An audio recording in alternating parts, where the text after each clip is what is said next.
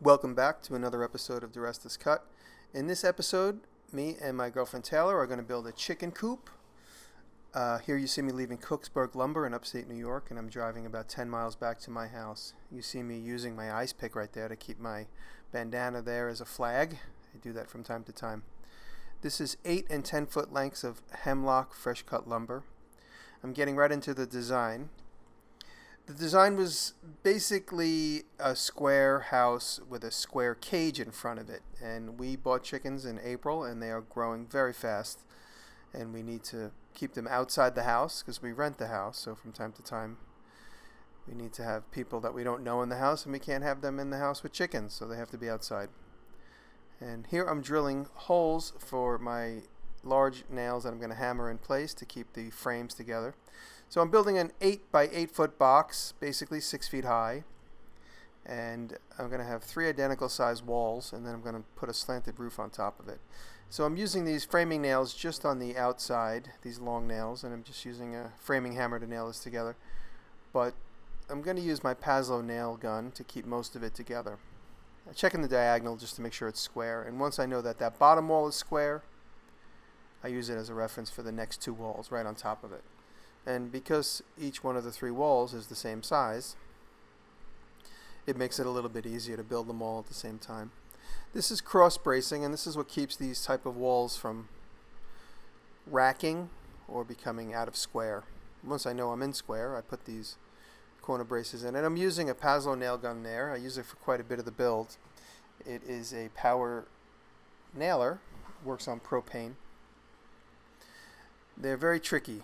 They don't always work very well, and that one I've owned for about 10 years. And one thing I've learned is that if it's not working well, it's really important to make sure that your gas is fresh. Even though it might be a brand new can of gas out of an old package, if it's not fresh or the expiration date on it, like fruit, it will be bad. I found that out the hard way on a job. So that's going to be the doorway. That's Taylor helping me out there. And this is basically Taylor's design.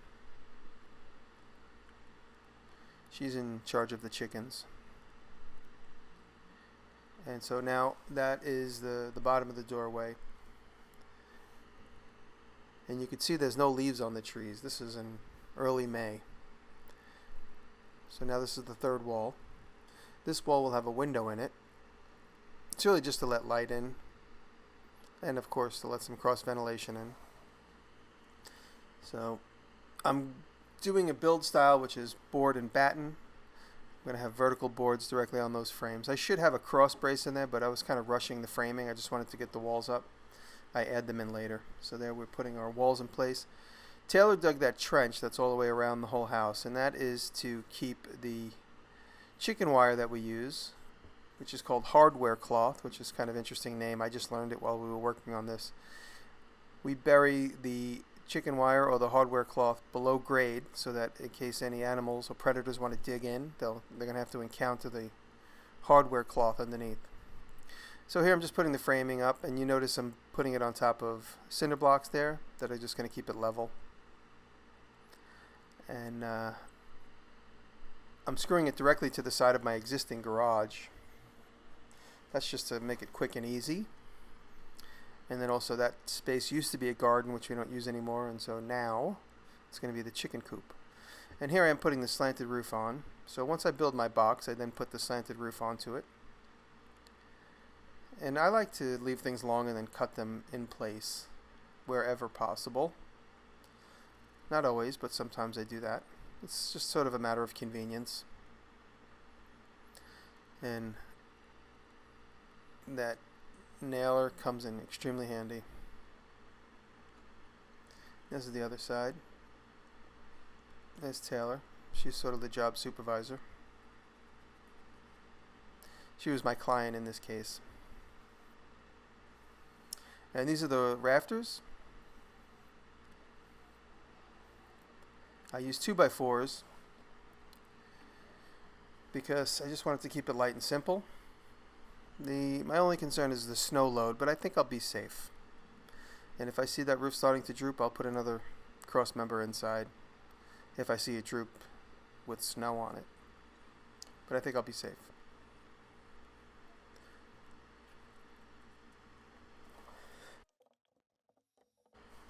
There, there you see me toenailing the roof joists in place.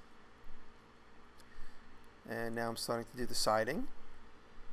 I use 1x10s and 1x12 fresh cut hemlock planks.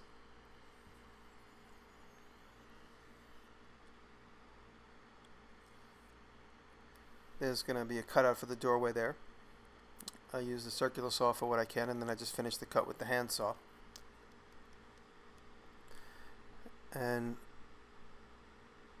it moved pretty quickly on the first couple days. I spent about maybe $1,200 on materials on this. It's a little pricey, but it adds up quick. Even this small little house adds up. The amount of material, you think that you've had enough material, then you have to go back and buy more.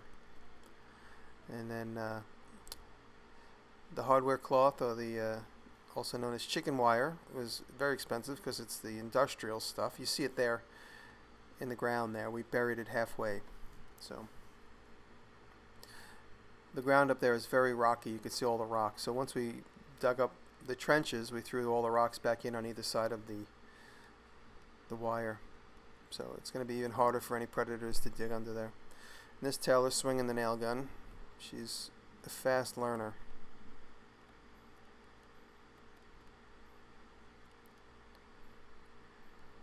And there we go, just surveying the job completed till there. And Taylor's just cutting some of the planks for the back wall. I left her alone. She did a lot of it herself. This was a good project for us to do together because there's some simple framing techniques that Taylor could learn. And she got to use that nail gun quite a bit. And the circular saw for the first time. And there I just left the wood long and I'm cutting it to fit in place. And now these are the same shape as the rafters. They're going to basically be caps on either side of the house, just to give a finished look at the top of the walls, and it's basically the end of the roof.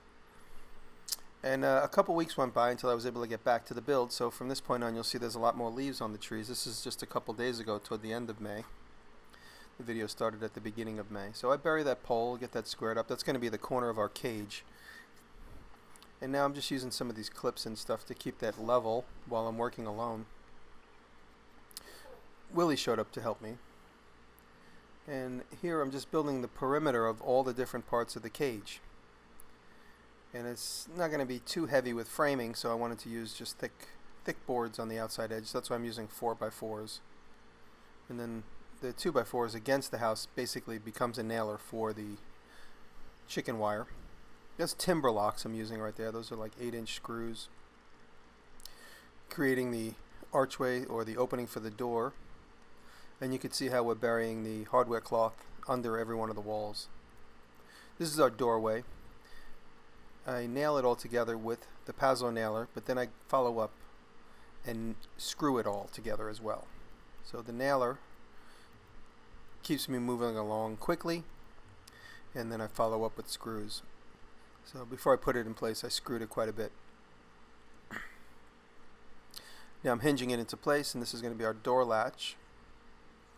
I started running out of wood, and to avoid making another lumber run, I started splicing pieces together. This is the end of our soffit, maybe you might say, or our the end of the roof there.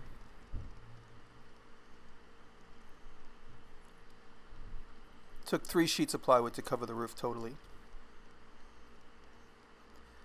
And then from the beehive house, we used this same corrugated metal roofing that I'm about to put on there. And these were the cutoffs from the beehive house. So I was able to utilize the leftovers, which was my last build on this channel. Now, one of the hottest days so far this year, here I am on the roof, screwing, being very exhausted and nervous that I might slide off of that metal. Even though the roof wasn't pitched quite severely, that metal was extremely slippery because it was covered with oil. Saying goodbye to some friends. And now that's the main cross member. That's going to be the top of the cage. I'm using 4-foot wide chicken wire, at least on the ceiling of the cage, and so half of it's going to go over one of those spans and the other half will be over the other span. And now you see the roll of hardware cloth there in the background. It's 24 inches. So each one of these 2x4s is at 24 inches so that I could split the difference on the center of each 2x4. There's my buddy Ryan. We're putting 1 1/4 inch crown staples in. I know there's a lot of predators that want to dig into this thing, so hopefully this will be at least strong enough. There's plenty of 1 1/4 inch galvanized 1/4 inch crown staples on all of the pieces of wire mesh. And I worked my way up from the bottom, and then I ended up with that little piece at the top. It's just kind of bad planning, but it worked out okay.